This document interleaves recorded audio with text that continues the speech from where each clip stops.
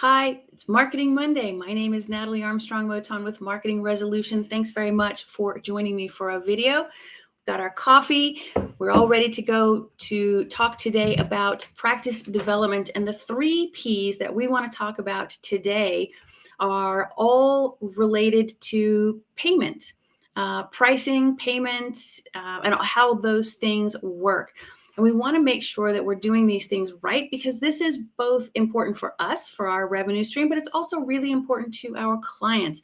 So we're going to spend a few minutes, you and I together, talking about these 3 P's: position, pricing, and payments. When we talk about your position, we are talking about the place that you hold in the marketplace. And your position in the marketplace can be determined by your practice specialty, whether you're family, divorce, bankruptcy, maritime, whatever your position or whatever your practice specialty is, that's part of your position. But your position also has to do with whether or not you're at the high end with a really bespoke practice, whether you're a very affordable practice. It has to do with the kind of customer service you offer. This is really the business personality of your practice. That's your position. And to get a great idea about the position that you currently hold, that you'd like to hold, you want to look at your competition or your perceived competition. So if you think that you want to create a mediation or an arbitration practice that is specific to, for example, family and divorce arbitration, right, then do a quick Google search and look to see what your potential competition says. How do they charge? What are their fees? What kinds of services do they offer? Is it all inclusive? Is it hour by hour? Where do they go? Are they online? Are they in person?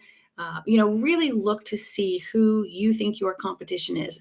Find both good examples and bad examples so that you can replicate the good and avoid the bad. But your position in the marketplace will kind of dictate the kind of price that you can charge, the fee that you can charge. So if what you have is a practice that is highly specialized and really holds a very unique place in the marketplace, a very tight target market niche.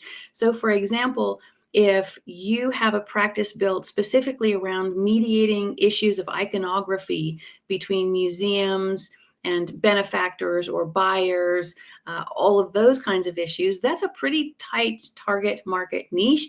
And you can charge quite a bit more than if you are a general practitioner in Manhattan, right, with lots and lots of competition.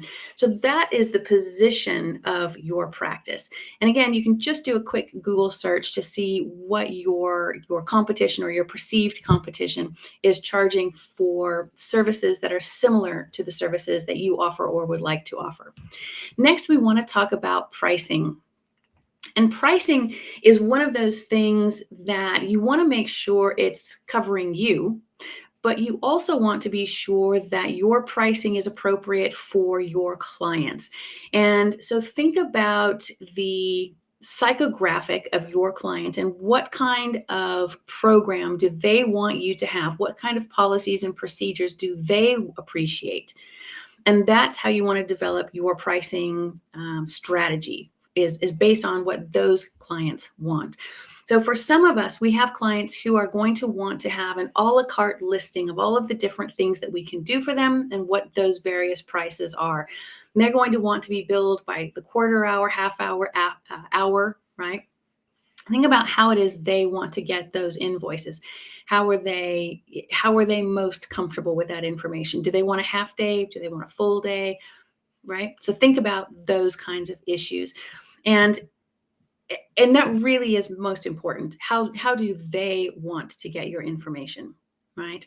Now, to cover yourself, if you're going to be charging by the half day, full day, I always recommend to my clients that you charge more for the first half of the day than the second half of the day. So as an example, if you're charging $3,000 for the day, you want to charge $1,800, $1,900, $2,000 for the first half of the day, and $1,700, $1,600, $1,000 for the last half of the day. The reason is because, as we all know, a half-day mediation is a full day's worth of effort on your part. So be sure that you're getting those bases covered by charging half-day, full-day fees, wherein the first half of the day is more expensive than the last half of the day. And that's your pricing. You want to be sure that whatever your pricing structure is, whatever your policies and procedures are, make sure that they are clearly communicated to your clients. So if you're charging $3,000 for the day, and that day is all inclusive, so it includes all of the pre-conference time, it includes validated parking and snacks, and you cater in lunch, and be sure that they know that that's what they're getting for that investment.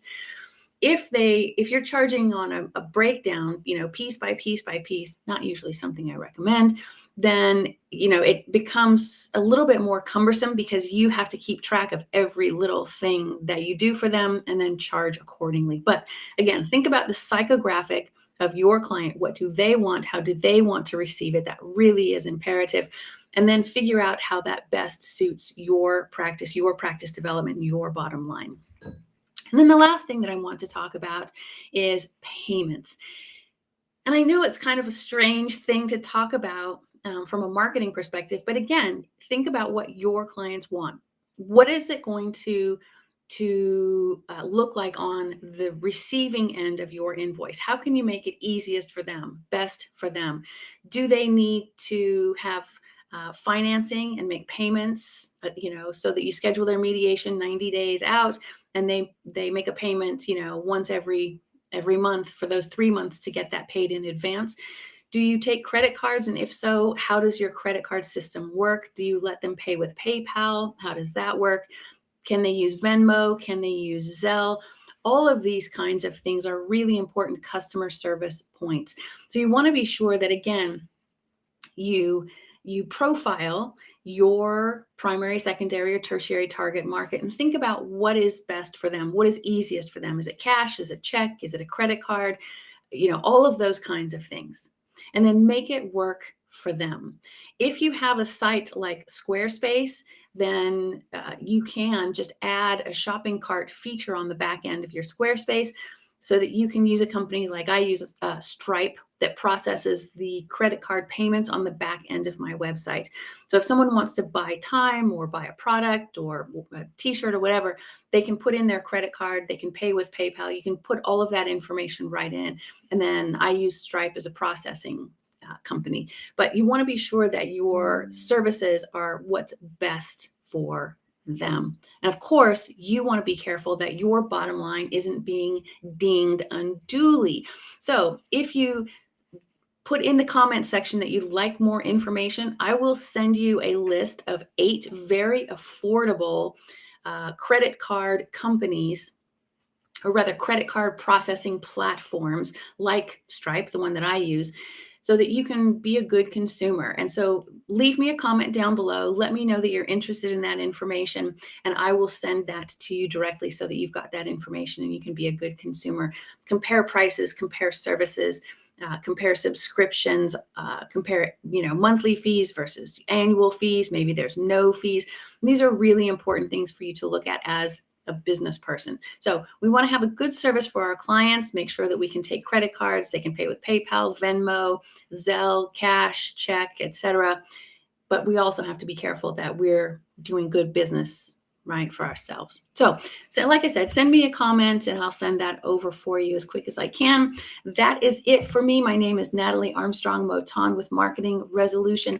If you have any questions, concerns, or challenges with building your practice, be sure to let me know and I'll make a topic for an upcoming Marketing Monday. That's it. Be good, humans.